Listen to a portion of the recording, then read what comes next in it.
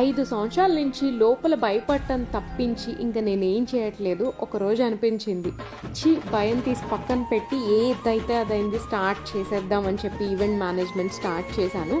అయితే అయింది, పోతే పోయింది, వస్తే వచ్చింది, ఏదైతే అదైందని స్టార్ట్ చేశాను. అయితే ఇంట్లో చెప్తే ఫస్ట్ ఏమన్నారో తెలుసా, నీకు అవసరమా ఇవన్నీ, బిజినెస్ అంటే రిస్క్ ఉంటుంది అండ్ నువ్వు ఫిజికల్గా కూడా చాలా స్ట్రెయిన్ అవుతావు అండ్ మెంటల్గా స్ట్రెస్ ఉంటుంది, ఎందుకు ఇదంతా నీకు అనని. అండ్ ఇవాళ హ్యాపీ న్యూస్ ఏంటో తెలుసా, మన సెకండ్ ఫ్రాంచైజ్ ఇచ్చాం హారిక అండ్ భువనాకి.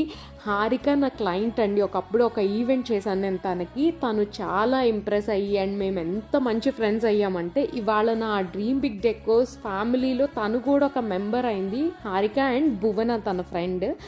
సో ఇద్దరు కలిసి మన ఫ్రాంచైజ్ తీసుకున్నారు. ఎంత హ్యాపీగా ఉందంటే, ఎస్, జాబ్ ఎందుకు, బిజినెస్ చేయండి అనని చెప్పడానికే నేను